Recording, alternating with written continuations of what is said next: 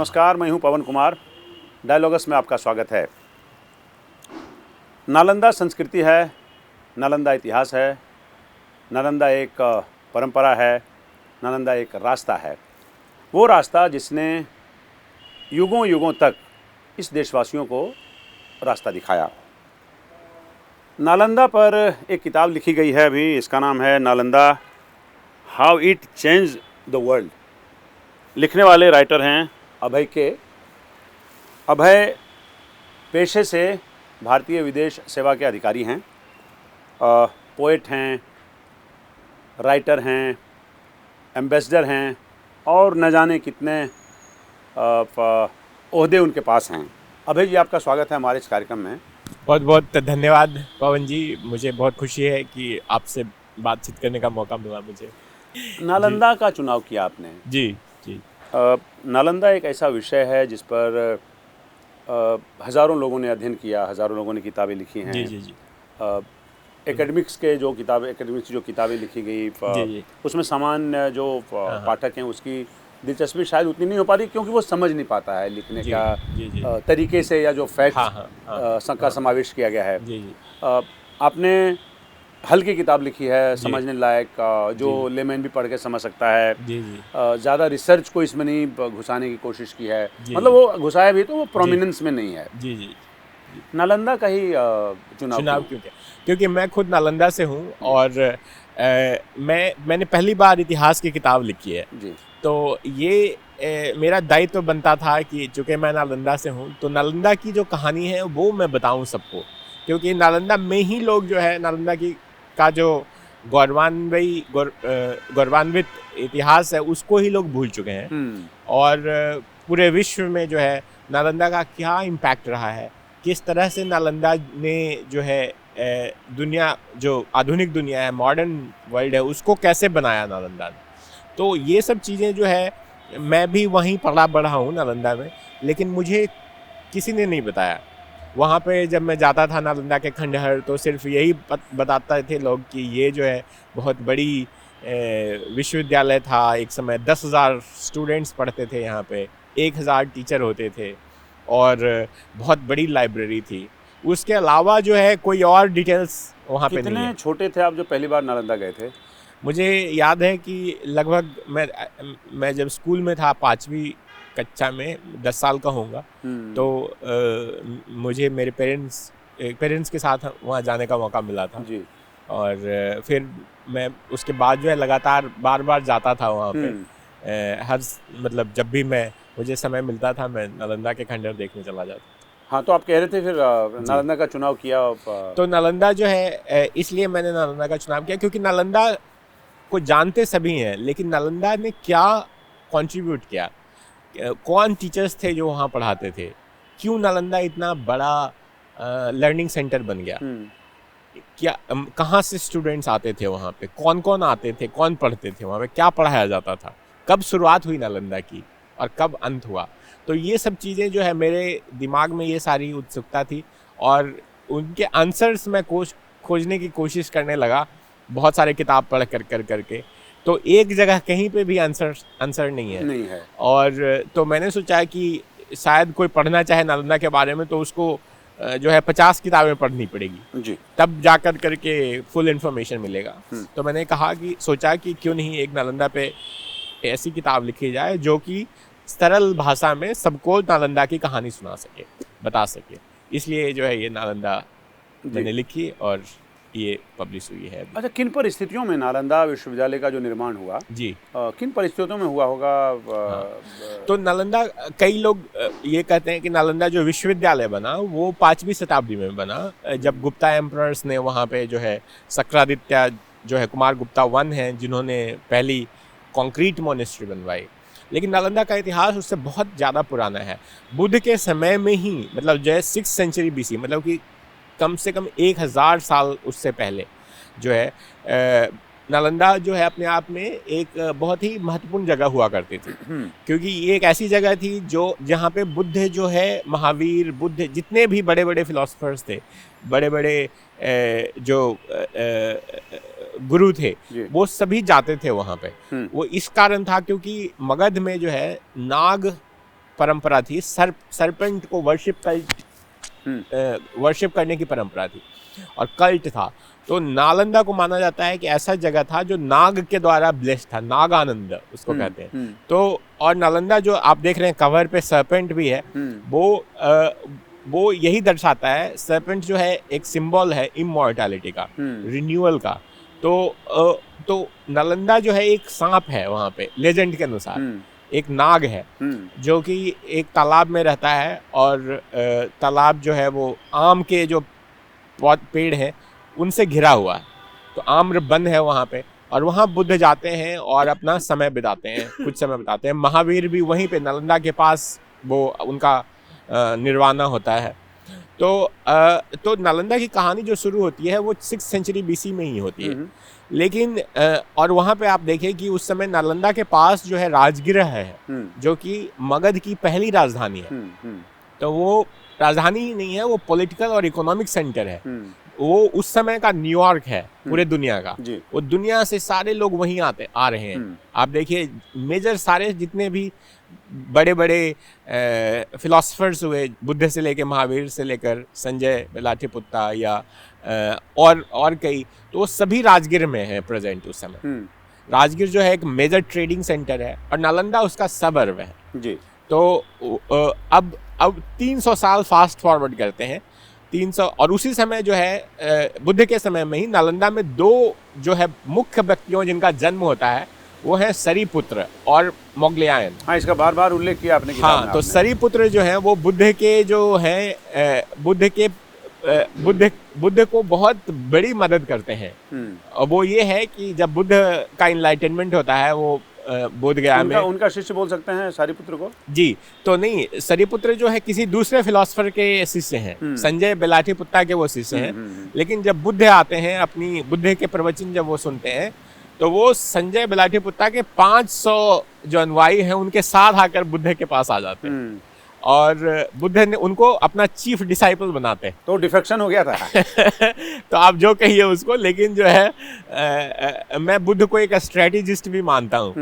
तो वो इनको सरीपुत्र को और मोगलियायन को, जो कि चाइल्डहुड फ्रेंड है एक दूसरे के साथ, इन दोनों को वो अपना चीफ मेल डिसाइपल बनाते हैं। और सरीपुत्र का ही जो है मतलब 300 साल बाद जब सम्राट अशोक जो है कलिंग युद्ध के बाद बुद्धिज्म को अपनाते हैं, तो वो सरीपुत्र के लिए नालंदा में, जहाँ पे उनका जन्म हुआ था, जहाँ पे उनका निर्वाणा हुआ, वहाँ पे जो है एक स्तूपा बनाते हैं। और आज जो नालंदा खंडहर अगर आप कभी जाएं तो वहाँ जो सबसे ऊंची जो बची हुई है ऊंची इमारत या ऊंची सबसे बिल्डिंग, वो सरीपुत्र का स्तूप है, जिसको कई लोग पहले कहते थे कि ये लाइब्रेरी बची हुई है, लेकिन वो सरीपुत्र का स्तूप है। और वही जो है सरीपुत्र का स्तूप जो है सबसे सैक्रेड प्लेस है नालंदा का। और पूरा जो बाद में जब जब सम्राट अशोक जब वहाँ पे वो स्तूप बनाते हैं, उसके साथ साथ एविडेंस है, हिस्टोरिकल एविडेंस कि वो एक विहार का भी निर्माण करते हैं, बुद्धिस्ट विहार का। और वही विहार जो है अपने आप में एक धीरे धीरे सेंटर बन जाता है, जहाँ पे कि बुद्धिस्ट जो टेक्स्ट हैं उसकी पढ़ाई होती है। और समय के साथ जो है नागार्जुन आते हैं वहाँ पे 300 साल बाद, रखिए 1st से 2nd सेंचुरी में। और नागार्जुन जो है शून्यवाद लाते हैं, नागार्जुन बहुत सारे फिलॉसफीज को लाते हैं। और नालंदा का जो मेन फिलॉसफी जो पढ़ाया जाता था वो नागार्जुन की फिलॉसफी थी, माध्यमा का फिलॉसफी या शून्यवाद की फिलॉसफी। जो अब तक जब आपने डिसाइड किया कि जी ये किताब हम लिखेंगे जी, उसके पहले गौतम बुद्ध के बारे में जो आपकी जानकारी थी, जो आपके पास उसके बारे में, उनके बारे में सूचनाएं थी, उनके बारे में जो आपके पास आइडिया था, वो इन दिनों शोध के दौरान ज़्यादा जब आपने पढ़ाई की, उसके बाद उसको कोरिलेट किया होगा, 10वीं आपने लिटरेचर पढ़े होंगे, तो उसमें कुछ ऐसी बात गौतम बुद्ध के बारे में आपको पता चली जो हम लोग नहीं जानते हैं? हाँ, बहुत सारी बातें, जैसे कि जो है उनकी जो मुख्य जो हम जनरली बुद्धिज़्म के बारे में क्या जानते हैं कि उनके 4 नोबल ट्रूथ्स हैं और अष्टांग मार्ग है। दुख से जो है दुख पर विजय पाने के लिए, यही बुद्धिज़्म के बारे में इतनी ही जानकारी होती है, लोगों को और कुछ जानकारी नहीं होती है। लेकिन जो बुद्ध का जो मुख्य थियरी है या डॉक्ट्रिन है वो है प्रतीत्य समुत्पाद का। और उसी से सारी चीज़ें आती है।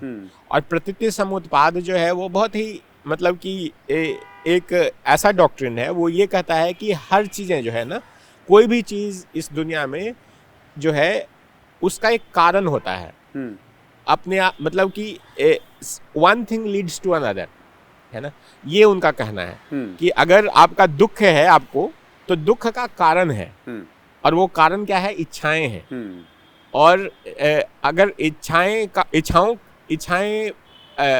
अगर किसी चीज़ का कारण है तो उसका निवारण भी पॉसिबल है। तो इसलिए जो है दुख जो है वो उसको निवारण करने के लिए आपको इच्छाओं को बंद करना होगा, है ना, और उसके लिए उन्होंने अष्टांग मार्ग बनाया। और ये भी कहता है वो प्रतीति समुत्पाद कि कोई भी चीज़ जो है ना इस दुनिया में इंडिपेंडेंटली एग्जिस्ट नहीं कर सकती है जी। चाहे वो, इसीलिए जो है बुद्धिज़्म में जो है भगवान का रोल नहीं है, क्योंकि even God can not exist independently. सभी कुछ, एवरीथिंग हैज़ बीन क्रिएटेड, है ना। तो ये जो है मतलब ये जो चीज़ है, नहीं, वो कह रहे हैं कि मतलब कि हर चीज़ जो है, एक चीज़ जो है दूसरे चीज़ को लीड करती है। तो ये जो है प्रतीति समुत्पाद है। फिर उसी से शून्यवाद आता है, क्योंकि जब कोई चीज़ इंडिपेंडेंटली एग्जिस्ट नहीं कर सकती तो, और कोई चीज़ क्रिएट नहीं हो सकती, मैंने कह दिया कि क्रिएट हो सकती है, कोई चीज़ क्रिएट नहीं हो सकती, तो उससे ही शून्यवाद आता है। और उसी से आता है जो हार्ट सूत्र है, जो हार्ट सूत्र के बारे में, हृदय सूत्र के बारे में मुझे पता चला, जो राजगीर में गृधकुट पर्वत पे दिया गया था। और उसका कहना है कि वो जो शून्यता है वही रूप है, और रूप ही शून्यता है। तो बहुत सारी ऐसी चीज़ें हैं जो बुद्ध के बारे में पता चली, जैसे वो कि वो उन्होंने एक बार जो है, एक कहानी सुनाता हूँ कि जो जिस समय बुद्ध राजगीर में थे, वहाँ के मगध के राजा बिंबिसार थे, और उनके पुत्र थे अजातशत्रु। और अजातशत्रु जो है वो उन्होंने अपने पिता से ज़बरदस्ती जो है छीन करके गद्दी ले ली, पिता की जो है वो सत्ता हासिल की। हाँ, सत्ता हासिल की। और जो है अजातशत्रु एक तरह से एक्सपेंशनिस्ट थे, वो एम्पायर बिल्डर थे।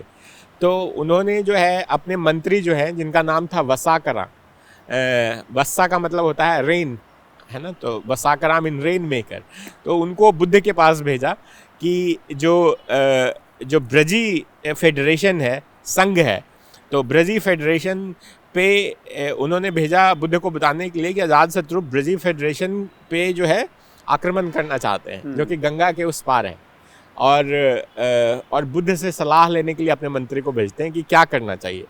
तो बुद्ध जो है वो मुझे बहुत बड़े स्ट्रैटेजिस्ट नज़र आते हैं, क्योंकि वो वसाकरा को तो कुछ उत्तर नहीं देते हैं, लेकिन आनंद को बताते हैं कि इनडायरेक्टली कि जो है ना, संघ को अगर आपको तोड़ना है तो आप आक्रमण से संघ को नहीं तोड़ सकते, आपको संघ के अंदर ही विच्छेद करना होगा। और जब इंटरनल राइवलरीज के कारण या अगर उनमें अंदर से फूट पड़ेगी, तभी संघ का जो है वो टूटेगा। हाँ, तभी संघ टूट सकता है, तभी संघ सधेगा, तभी संघ सधेगा। तो ये जो है बहुत ही, फिर वही जो है वसाकरा जाते हैं, अजातशत्रु को ये बताते हैं, और अजातशत्रु जो है वही फॉर्मूला अपनाते हैं जो बुद्ध ने इनडायरेक्टली आनंद, अपने शिष्य आनंद को बताया है। और फिर जो है वो राजगीर से जो है पाटली ग्राम जो है, जिसको आज हम पटना हाँ, पाटली ग्राम में एक फोर्ट बनाते हैं। और फिर बज्जी फेडरेशन पे जो है वो को अंत में, मतलब कि जब ये सब चीज़ें हो जाती है तो उस पर आक्रमण भी करते हैं, और बज्जी फेडरेशन जो है वो उस पर विजय हासिल करते हैं। अच्छा, और मगध का जो है वो विस्तार होता है। अच्छा, किन परिस्थितियों में जी, किन परिस्थितियों में बुद्धिज़्म फ्लरिश किया जी, और नालंदा जिसको आप केंद्र में रखते हैं, तो उसके आसपास बुद्धिज़्म के बारे में जानने को मिलता है, बुद्धिज़्म के बारे में समझने को मिलता है।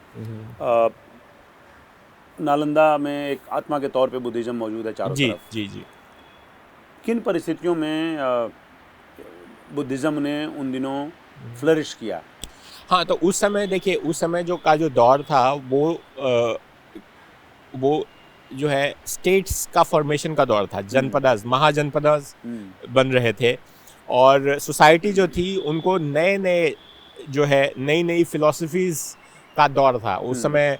सिर्फ बुद्धिज़्म ही नहीं, वो जैनिज़्म भी था, और भी कई आजीविका के जो अनुयायी थे वो थे। तो सभी जो एक तरह से चर्निंग पीरियड था वो, और उस दौरान जो है बुद्ध ने नई फिलॉसफी दी थी और नए रिलीजन की स्थापना। इनको सरिपुत्र को उनको कहा जाता है कि धर्म सेनापति कहा जाता है उनको। उन्होंने जो है बुद्धिज़्म के सभी जो थियरीज थे, बुद्धा के प्रवचन थे, सबको जो है जोड़ कर करके जो किस तरह से संघ होगा, बुद्धिस्ट संघ, उसको क्या रूल्स फॉलो करने हैं। और उस समय जो है आप देखिए वो पीरियड जो है वो एम्पायर बिल्डिंग का भी पीरियड है। वो आप देखिए अशोक को, सम्राट अशोक को देखिए, जो इंडिया का मतलब कि भारत का सबसे बड़ा एम्पायर जो अभी तक रहा है वो सम्राट अशोक का रहा। तो 3rd सेंचुरी बीच में, और एक तरह से वो एक बुद्धिज़्म ने नई ऊर्जा फूंक दी थी। आप जितने साइंटिफिक इंक्वायरीज देखिए, मेडिसिन में इम्प्रूवमेंट्स देखिए, यूनिवर्सिटी बिल्डिंग देखिए, तो सभी उस समय हो रहा है। तो नॉलेज गैदरिंग का जो एक व्यवस्था है वो बन रही है। और जो मेनली ट्रेडर्स थे, बुद्धिज़्म जो है अपने आप में कई फेजेस में एक्सपैंड किया। जब बुद्धा 300 साल तक कुछ नहीं हुआ, फिर जब तक सम्राट अशोक नहीं आए, बुद्धिज़्म जो है एक लोकल रिलीजन था, मगध में था और छिटे पुटे जगहों में था। लेकिन जब सम्राट अशोक आए तो उन्होंने अपने पुत्र और पुत्री को श्रीलंका भेजा। उन्होंने अपने जो है पूरे भारत में, जहाँ तक उनका भारत मतलब रखिए कि जो उनका एम्पायर था, वो पूरे जगहों पे उन्होंने अपने पत्थर के स्तंभ लगवाए, उसके मैसेज लिखवाया। फिर अपने जो है मैसेंजर्स को उन्होंने इजिप्ट भेजा, अल्जीरिया भेजा, ग्रीस भेजा, मैसिडोनिया भेजा, पर्सिया भेजा। तो it was Samrat Ashok who was the first major जो थे पर्सन जिन्होंने बुद्धिज़्म को बहुत एक्सपैंड किया। हाँ, बर्मा गया है ना। तो उसके बाद जो सेकंड फेज आता है वो आता है कुशानाज पीरियड में, अनदर 300 ईयर। तो जो सम्राट अशोक हैं 3rd सेंचुरी BC हैं, कुशाना जो है वो 2nd सेंचुरी में आप आ जाइए, 1st to 2nd सेंचुरी। तो इट्स द कुशानाज जो है वो उसको जो है पूरे एशिया में फैला देते हैं। और कुशानाज जो है वो बेसिकली उस समय जो है अशोक तक जो है बुद्धिज़्म जो है वो हीनयान है, मतलब जो हीनयान कह सकते हैं, या थेरावादा है। थेरा मतलब कि जो एल्डर्स हैं। और 1st 2nd सेंचुरी में जो है बुद्धिज़्म महायान बन जाता है। डिफरेंस ये है कि महायान में बुद्धा जो है वो उनको ही भगवान की तरह पूजे जाना लगता है, उनकी मूर्तियाँ बनने लगती है। तो मथुरा बहुत बड़ा सेंटर बन जाता है, गांधार सेंटर बन जाता है मूर्ति बनाने के लिए, और बुद्ध की जो मूर्तियाँ हैं वो फैल जाती हैं। बुद्धिज़्म जो है चीन में प्रवेश कर जाता है। तो बुद्धिज़्म में जब मूर्ति पूजा में यकीन करने लगे लोग जो बुद्धिज़्म मानते थे, तो ये उसको मतलब उसको थोड़ा सा मतलब करप्ट तो नहीं, इसके कोई दूसरा शब्द इस्तेमाल हम लोग कर सकते हैं तो करेंगे, थोड़ा सा डिग्रेड हुआ उस हिसाब से जब वो क्योंकि वो तो खुद मूर्ति पूजा के अगेंस्ट थे। जी। तो मूर्ति पूजा में परिणत हो गया। उसके बाद सब लोग उसको, तो ये उसका एक डिग्रेडेशन हुआ उसका। ये कैसे हुआ था? तो ये क्योंकि देखिए बोधिसत्वा का कॉन्सेप्ट आ गया, क्योंकि जो है बुद्धिज़्म जो ओरिजिनल फॉर्म में वो बहुत इंटरेस्टिंग लोगों को नहीं लग रहा था कि वो क्योंकि उसमें सब कुछ एब्स्ट्रैक्ट थी। तो common people wanted more concrete things, जैसे कि अब सब कुछ फिलोसॉफिकल हो, सब कुछ प्रतीत्य समुत्पाद आप पढ़ रहे हैं, तो सारी चीज़ें एब्स्ट्रैक्ट हो जाती है। तो कुछ मतलब कि you need something direct, something to see. तो लोगों को लगा कि बुद्ध की मूर्ति बनाई जाए, है ना, बुद्ध को पूजा जाए। और महायान की नई फिलॉसफीज आने लगी जिसमें बोधिसत्वा का कॉन्सेप्ट आ गया कि bodhisattvas are those beings who are capable of enlightenment, लेकिन जो है वो अपना इनलाइटनमेंट रोक लेते हैं दूसरों को इनलाइटनमेंट दिलवाने के लिए, मतलब दूसरों को हेल्प करने के लिए। तो ये कॉन्सेप्ट आ गया कि and bodhisattvas were being treated as good as Buddhas, है ना। तो ये महायान का कॉन्सेप्ट था। और इसमें जो है जो नालंदा है वो महायान का सेंटर है, वो महायान बुद्धिज़्म का सेंटर है। नागार्जुना जो है वो महायाना की फिलॉसफी है, माध्यम का या शून्यवाद है। हाँ, बर्मा, हाँ बर्मा, हीनयान है। बर्मा, श्रीलंका, ये सब जो है थेरावादा है, मतलब थेरावादा या हीनयाना जिसको कहिए, पहले का है वो, मतलब अशोक के पीरियड का है। इतना ज़्यादा लोगों को उस वक्त अपील किया, श्रीलंका, बर्मा, एशिया के और बाकी देश भी उसमें हैं, जैसे साउथ कोरिया भी नाम ले सकते हैं। बाद में ये सारे महायान, मैं वही क्योंकि कह रहा हूँ। आप देखिए फिर क्या होता है कि Nalanda becomes a major centre of Mahayana, और नालंदा के कारण ही जो है सभी जगहों में बुद्धिज्म फैला है। तो चीन में अगर आप देखिए तो चीन में जो है बुद्धिज्म कुषाण पीरियड के दौरान गया, और कुषाण की जो राजधानी थी वो बैक्टीरिया में थी, है ना, गांधार में कह सकते हैं। हाँ, तो अब कुमार जीवा मेजर फिगर है। कुमार जीव जो है, उनकी माँ जो है वो वहाँ से हैं, सेंट्रल एशियन प्रिंसेस हैं, और फादर कश्मीर से हैं, है ना। तो उनके पुत्र जो होते हैं कुमार जीव जो होते हैं, वो कुमार जीव इज ए मेजर ट्रांसलेटर, वो ट्रांसलेट करते हैं सारी चीज़ों को। फिर बाद में जो है आप 7th सेंचुरी में स्वेनसांग, जो चाइनीज ट्रैवलर हैं, वो नालंदा आते हैं। क्यों? क्योंकि चीन में जो पढ़ाई हो रही है, जिन चीज़ों की, जो चीज़ें प्रचलन में है, वो ऑथेंटिक नहीं है, कई इंटरप्रिटेशंस हैं। तो वो नालंदा आते हैं कि किस तरह से जो करेक्ट सूत्राज हैं बुद्धिज़्म के, उनको जो है वो कॉपी करके ले जाएं, ये उनका मेन मकसद है। और उनकी जो है ट्रांसलेशंस जो है वो जाते हैं, 657 टेक्स्ट लेकर जाते हैं, उनका अनुवाद करते हैं। वहाँ पे शियान में एक सूत्रा लाइब्रेरी बनाती है जो नालंदा के आर्किटेक्चर पे बनती है, और एक ट्रांसलेशन ब्यूरो बनता है और ट्रांसलेशन होता है। तो इस तरह से जो है वहाँ से, चीन से फिर जो है बुद्धिज़्म फैलता है कोरिया में, फिर जापान में, फिर वियतनाम। उसी पे आते हैं। तो एक धर्म जी जिसने इतनी बड़ी तादाद में अक्रॉस द कंटिनेंट लोगों को प्रभावित किया, जी, वो अपने ही देश में गायब कैसे हो गया? हाँ, तो उसका कारण था, क्योंकि देखिए ये जो है बुद्धिज़्म करीब 8वीं से 9वीं शताब्दी में जो है महायाना की जो पढ़ाई हो रही थी नालंदा में, महायाना का जो प्रैक्टिस था वो वज्रयाना में बदल गया। और वज्रयाना में था कि फास्ट फॉरवर्ड इनलाइटनमेंट, है ना, वो चीज़ें जो इंस्टेंट फूड जिसको कहते हैं ना, इंस्टेंट मैगी पे पहुंच गए। हाँ, तो वहाँ पर वो बात हो गई। वहाँ पे था कि आपको जो है, जो महायाना की 2 फिलॉसफीज थी, एक था शून्यवाद माध्यमा का, और दूसरा था योगाचारा।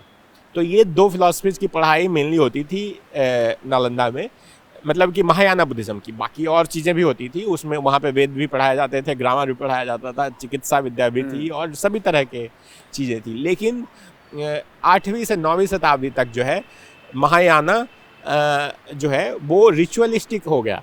रिचुअलिस्टिक की उसमें तंत्र आ गया, जिसमें था कि जो है तो ये और ब्राह्मणिज्म पैरेलल आ गए लगभग। हाँ, तो वज्रयाना जो है वो ब्राह्मणिज्म से मिलने जुलने लग गया, तो दोनों में जो है समानता आ गई।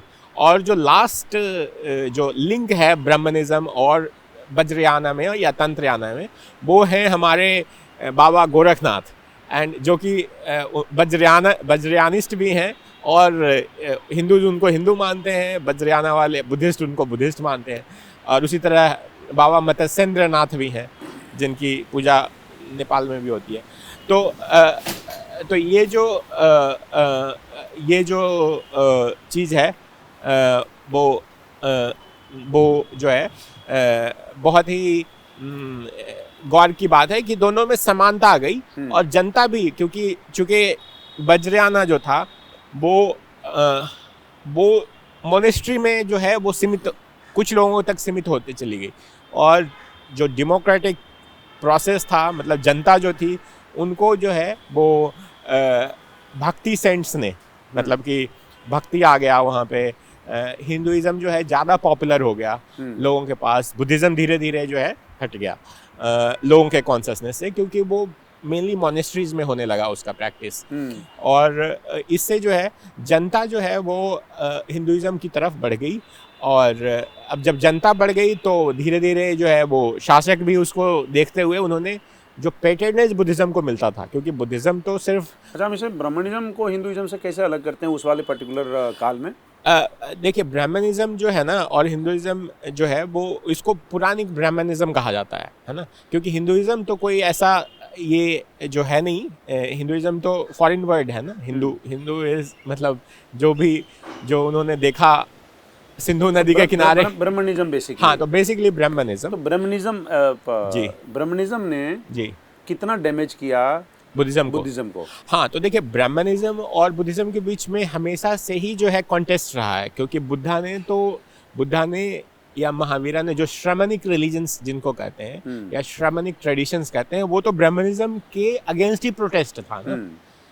ब्राह्मणिज्म में था कि सनातन कुछ है जो कि एग्जिस्ट करता है, आत्मा है, उसको उन्होंने चैलेंज किया। बुद्धिज्म ने कहा अनात्मा है, आत्मा एग्जिस्ट नहीं करती है, और उन्होंने कहा है कि nothing can exist independently including God, so there is no God basically in Buddhism. तो आप मतलब कि गॉड पे साइलेंट है, बुद्धिज्म इज साइलेंट। नहीं, बट डायरेक्ट ब्राह्मणिज्म ने हाँ, बुद्धिज्म का नुकसान किया जी, या क्योंकि ब्राह्मणिज्म को थोड़ा स्टेट का प्रोटेक्शन था, पैटर्नेज था, इस वजह से नहीं फिर बुद्धिज्म अपने आप डैमेज हुआ। तो बुद्धिज्म देखिए कॉन्टेस्ट हमेशा था, लेकिन 8वीं 9वीं 10वीं शताब्दी तक, 11वीं 12वीं शताब्दी तक जो है इन सब में क्या हो रहा है कि आप देख रहे हैं कि ब्राह्मणिज्म भी का पॉपुलैरिटी बढ़ता जा रहा है जनता में, एंड उसका कारण ये है कि ब्राह्मणिज्म जो है इंक्लूसिव है। तो बुद्धा को वो जो है वो विष्णु का अवतार मान रहे हैं जी, है ना, और बुद्धिज्म जो है अपने आप में वो ब्राह्मणिज्म से मिलने जुलने लग गया है। तो ब्राह्मणिज्म का अस्तित्व जो है वो लोगों को समझ में नहीं आ रहा है कि डिफरेंस क्या है ना। तो और उसके बाद दिखने में एक ही जैसे रह गए थे बाद में। हाँ, दिखने में एक ही जैसे रह गए। और फिर जो है पालास जो किंग्स थे, मगध में जो पाला किंग्स थे, वो बंगाल में जो जिनकी राजधानी थी, तो उनका जो पैटर्नेज है, they were the last great patrons of Buddhism. उसके बाद पैटर्नेज खत्म हो जाता है। उसके बाद देखिए इंटरनल राइवलरीज के कारण, इंटरनल मतलब एक तरह से नॉर्थ इंडिया में सिविल जो है मतलब कि बहुत सारी लड़ाई झगड़े हो रहे हैं internally in the sense that जो लास्ट डायनेस्टी है गहलावाड़ा डायनेस्टी जो बनारस की है, इट फॉल्स इन 1196।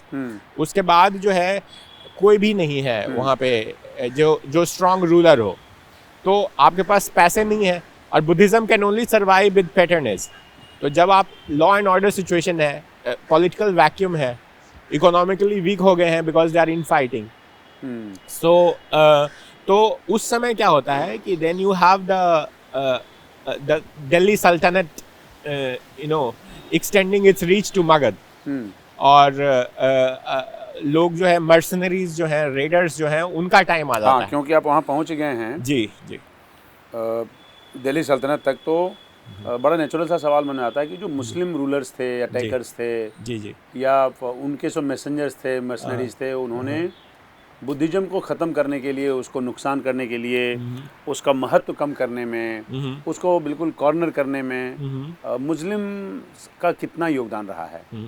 सो देखिए उनका जैसे आप देखेंगे कि उसको फास्ट फॉरवर्ड कर देते हैं थोड़ा सा, एंड आप 16th सेंचुरी में आ जाइए, जब नादिर शाह जो है वो अटैक्स दिल्ली, है ना।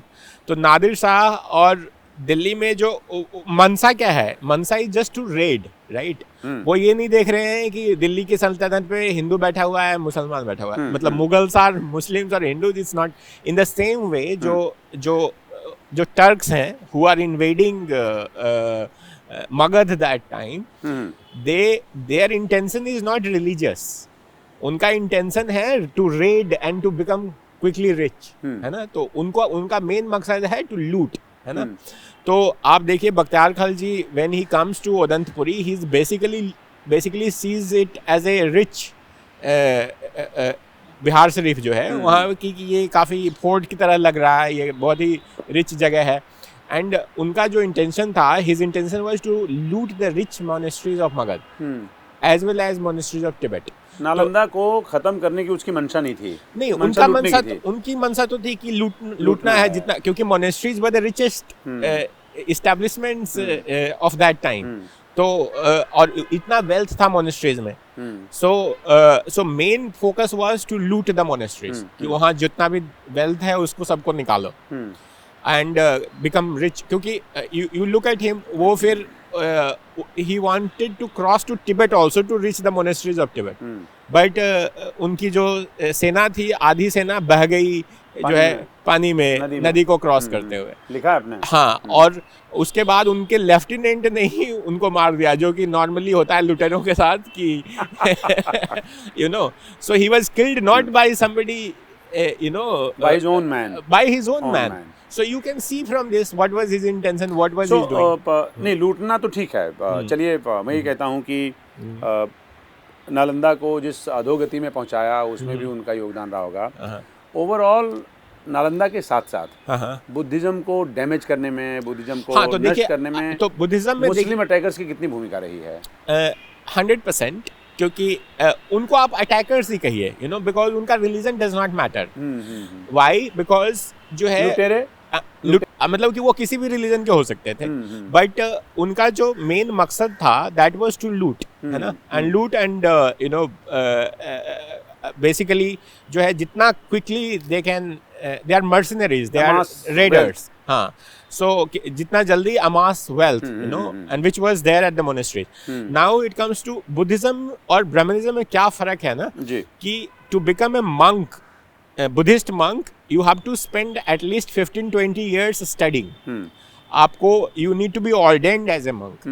But अगर आप ब्राह्मण हैं तो आपको जो है कुछ पढ़ने लिखने की जरूरत नहीं है, आप कल से शादी करवाना शुरू कर सकते हैं, है ना। देयर इज नो ऑर्डिनेशन, ऑर्डेनिंग ना, हिंदुइज्म में तो ऐसा नहीं है कि आपको पंडित जी बनने के लिए आपको पढ़ना पड़ेगा। You can just start it, you know, because it's inborn, it's by birth, है ना। बट बुद्धिज्म में वैसा नहीं है, बुद्धिज्म में you have to be ordained, आपको हासिल करना पड़ेगा।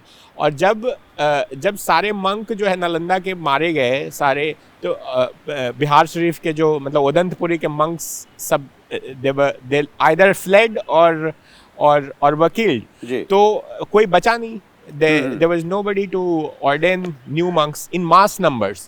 थे, ऐसा नहीं था कि Nalanda became completely you know, Nalanda stopped functioning after Bakhtiyar Khalji's invasion. It's not that's not the case. तो नालंदा फिर भी चल रहा था। नालंदा उसके बाद भी जो है 14वीं शताब्दी के फर्स्ट मतलब कि अर्ली ईयर्स तक Nalanda was functional. Nalanda irrelevant कब से हो गया? नालंदा 14वीं शताब्दी के बाद से इरेलीवेंट हो गया। मतलब कि क्यों हुआ होगा ऐसा? 1236 में बख्तियार खिलजी के का अटैक 1197 में माना जाता है।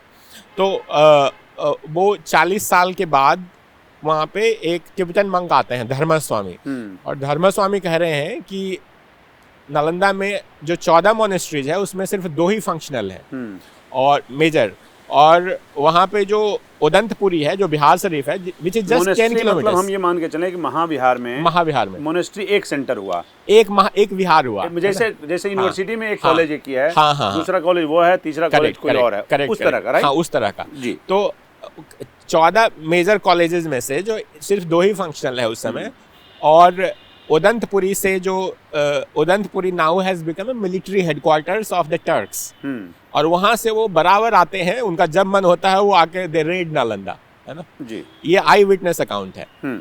जबकि नालंदा और बिहार शरीफ में आपको तो पता ही है कि 10 से 12 किलोमीटर की दूरी है जी जी, है ना। तो वहां से आते हैं। तो ये तो Nalanda is still functional in 1235 but it is बेयरली functional, मतलब कि थोड़ा सा है। और लास्ट एविडेंस एक मंक है ध्यान भद्रा, उनका मिलता है कि ध्यान भद्र जो है वो नालंदा में उनका he is ordained at Nalanda and then he travels to the court of Kublai Khan and China and Korea. तो साउथ कोरिया में उनका ये है एक स्तूपा है। तो he is a famous monk from Bihar, from Magadha, and he was ordained in Nalanda in the early 14th century। तो Nalanda was, it means still functional by the early 14th century। उसके बाद नालंदा का कोई जिक्र नहीं होता। अच्छा, जो स्टेट अभय जी जहाँ से नालंदा जैसा शिक्षण संस्थान जहाँ पैदा हुआ, फ्लरिश किया, फिर उसके बाद उसका डिक्लाइन हुआ, उसी स्टेट में एजुकेशन नेपथ्य में पहुंच जाएगी, ये कल्पना हम लोगों ने नहीं की थी। ऐसा क्यों हुआ होगा? देखिए, एजुकेशन जो है बिहार में, Bihar was I think one at the top after independence, you know, until independence जो है बिहार में Patna college is one of the oldest colleges to be found, मतलब in Indian subcontinent. And Bihar का एजुकेशन जो है वो प्राथमिकता हमेशा से एजुकेशन पे रही है। सोसाइटी में आप देखिएगा बच्चों को पढ़ाने लिखाने की जो है ना, इसलिए आप आज देखेंगे तो इतने साइंटिस्ट, इतने रिसर्चर्स, इतने civil servants, you know, Bihar has a disproportionately large number of, you know, educated people working outside Bihar. तो वो इसलिए हुआ क्योंकि बिहार में जो है वो आईआईटी में देखिए या डॉक्टर्स देखिए कितने लोग हैं बिहार से, बहुत सारे हैं, साइंटिस्ट देखिए। So you will find A Bihari everywhere. तो ये इसलिए हुआ क्योंकि बिहार का जो है हमेशा से ही एजुकेशन में इंटरेस्ट रहा है। नाउ कमिंग टू द, ये जो एजुकेशन का इंफ्रास्ट्रक्चर है वो उसके लिए इकोनॉमी आपकी स्ट्रांग होनी होती है, क्योंकि एजुकेशन तो स्टेट सब्जेक्ट है। वो कमेंसुरेट नहीं कर पाया। हाँ, तो अब जब इकोनॉमी आपकी जो है मतलब कि डोल ड्रम्स में चली गई, तो वो जो है आप एजुकेशनल इंस्टीट्यूट्स को कैसे सपोर्ट करोगे? सो अभी जो है नालंदा का जो ग्लोरियस ट्रेडिशन, आपने इतिहास को भी भूल गए। नालंदा का इतिहास जो है वो तो लोग भूल ही गए ना। नालंदा के बारे में ये तो मुझे इतना रिसर्च करना पड़ा कि नालंदा में होता क्या था, है ना। नालंदा से होते हुए नालंदा में पढ़ाता कौन था, कैसे, जब मैंने रिसर्च किया तो मुझे तो ये पता चला कि जो आइडिया ऑफ यूनिवर्सिटी है, विश्वविद्यालय का जो idea itself has is born at Nalanda. वहीं से शुरुआत होती है और वहाँ से मतलब कैम्ब्रिज और कैम्ब्रिज और ऑक्सफोर्ड का जो बाद में ही नहीं आए, उनका जो आर्किटेक्चरल प्लान है, उनके जो क्वाड्स एंड कोड्स हैं, that comes straight away from Nalanda. क्योंकि जो कॉलेज का आइडिया जो है, it comes from vihara, Buddhist vihara, and it is proven by research, you know, not only in this book but with by various other historians. It is verifiably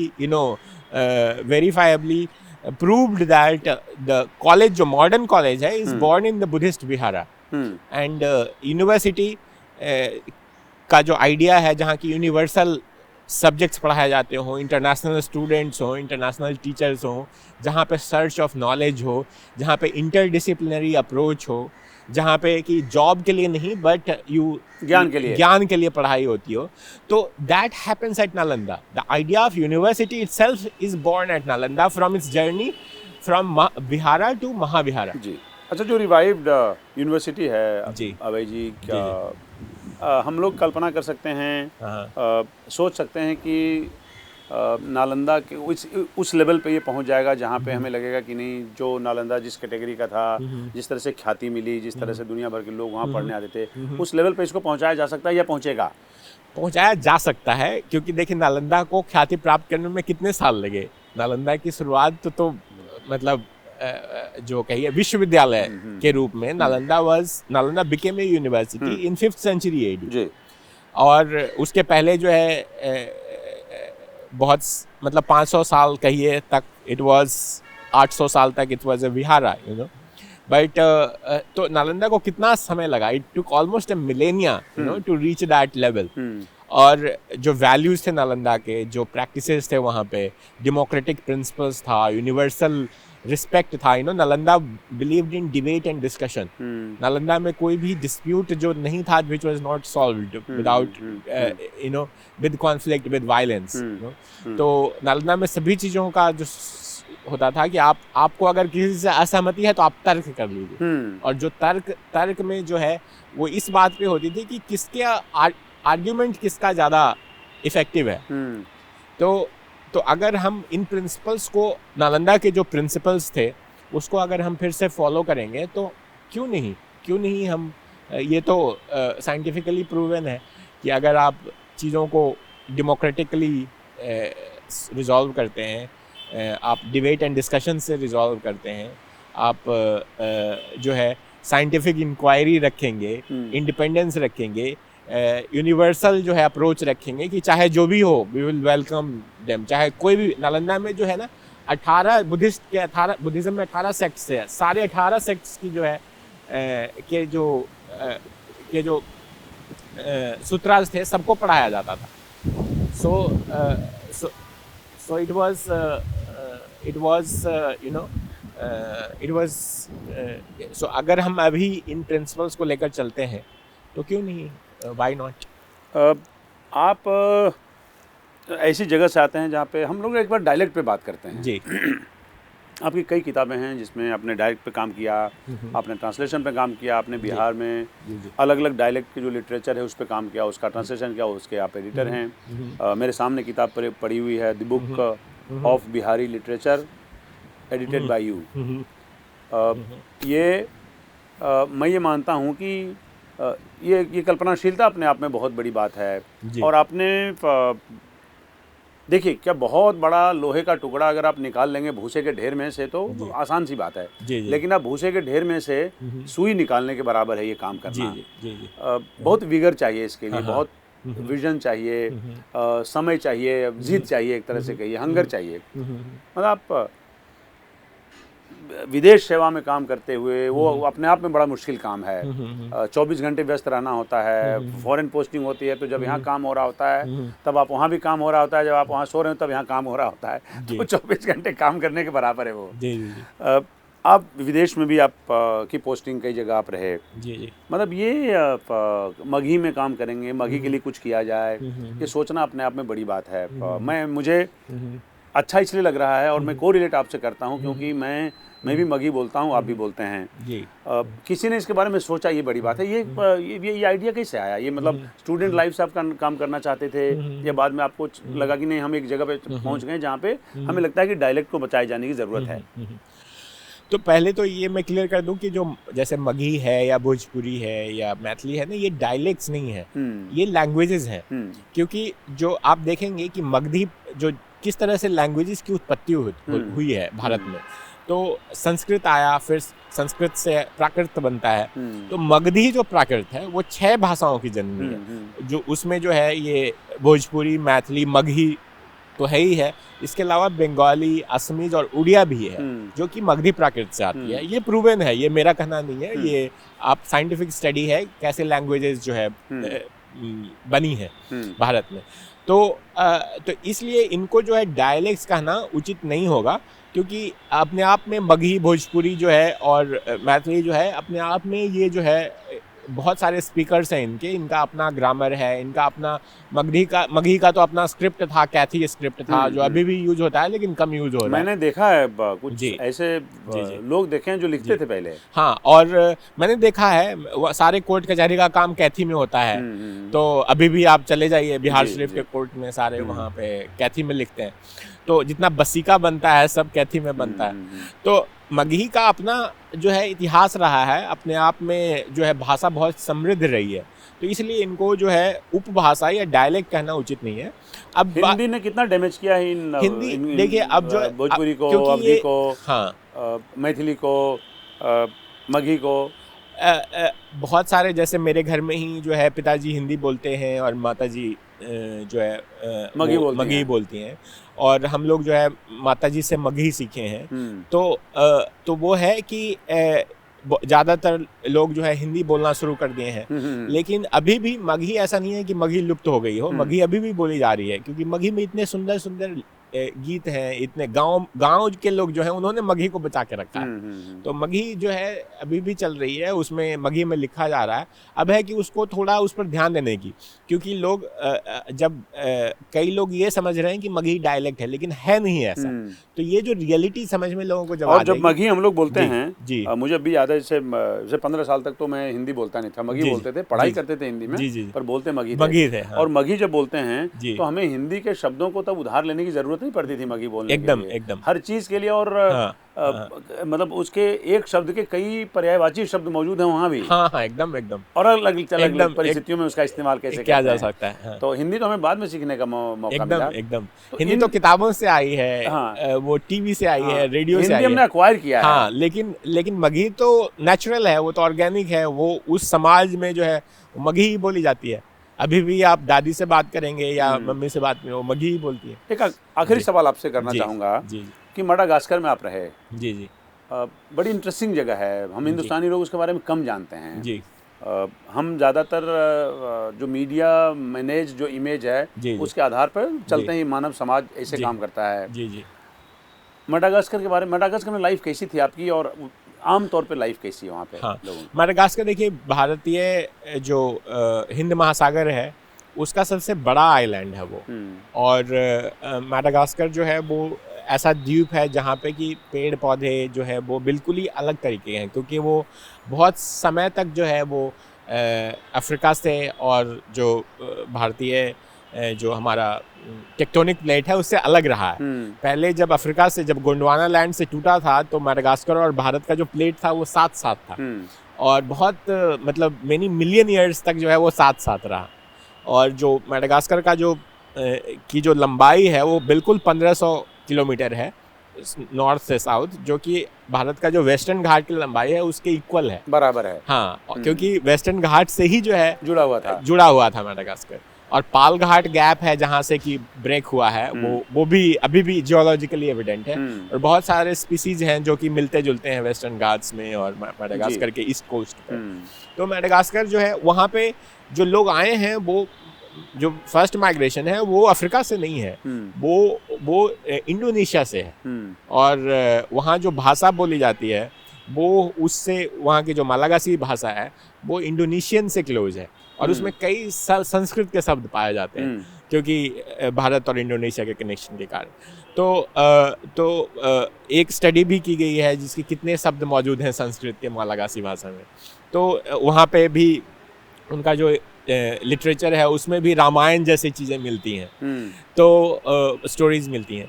तो और वहाँ पर जो बहुत बड़ा आइलैंड है, बहुत ही सुंदर आइलैंड है, और बहुत सारे भारत के लोग रहते हैं वहाँ पे। करीब 20,000 से ज़्यादा गुजरात से लोग हैं जो कि बहुत 200 साल पहले यहाँ से गए थे और वहाँ पे बिजनेस करते हैं। तो माडागास्कर और भारत जो है एक तरह से आपको बिल्कुल लगेगा कि जो है भारत के जैसा है। वहाँ भी बहुत सारी विविधताएं हैं, वहाँ पे भी बहुत सारे जो है अलग अलग तरह के लोग हैं, अलग अलग भाषाएं हैं जो बोली जाती हैं, लेकिन मालागासी जो है वो सबको जोड़ती है। और जो उनका जो राजधानी है वो अंतानानारिवो में है, जो कि हिल स्टेशन की तरह है। और माडागास्कर की जोग्राफिकल डाइवर्सिटी बहुत ज़्यादा है, तो बीच में बहुत ऊंचा है और धीरे धीरे वो नीचा होता चला। पेड़ पाया जाता है जो केवल वहीं पाया जाता है। जी, वहाँ पे तो ऐसे बहुत सारे स्पीसीज हैं, मतलब पेड़ पौधों की, जीव जंतुओं की, जो सिर्फ माडागास्कर में पाए जाते हैं। उसमें एक बाओबाओ भी है। तो बाओबाओ का माना जाता है कि वो एवोल्यूशन जो है माडागास्कर में ही हुआ है, जबकि वो अब अन्य जगहों पर भी फैल चुकी है। वो यहाँ पे भी मांडू में भी है, हमारे यहाँ मध्य प्रदेश में।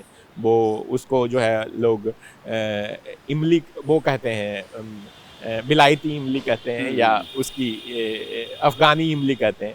तो बाओबाओ जो है वहाँ का एक ऐसा प्लांट है जो कि बहुत यूनिक है। और वहाँ पे बाओबाओ एली भी है जो कि फेमस टूरिस्ट स्पॉट है, जहाँ लोग माडागास्कर में बहुत सारी स्पीसीज हैं बाओबाओ की, जबकि बाओबाओ अन्य कॉन्टिनेंट में भी अब पाया जाने लगा है, या पहले से एक दो स्पीसीज इधर उधर भी हैं, लेकिन मेनली वो माडागास्कर का है। और वहाँ पे लीमर्स होते हैं जो कि सिर्फ माडागास्कर में पाए जाते हैं। आपका बहुत बहुत शुक्रिया, बड़ी रोचक बात रही आपसे। मैं उम्मीद करता हूँ कि आपने जो किताब लिखी है इसको लोग पढ़ेंगे, और देखिए ज्ञान जितना ज्ञान मिल जाए जरूर, वो किताब पढ़ना ज्ञान हासिल करने का सबसे सस्ता, सुंदर और आसान सा तरीका है। तो जितना ज्ञान हासिल हो जाए वो, तो मैंने भी नालंदा पे पहली बार इतनी चीज़ें एक जगह पढ़ी है। तो मैं उम्मीद करता हूँ कि इस किताब से लोगों को फ़ायदा होगा। जरूर, बहुत बहुत शुक्रिया आप आए।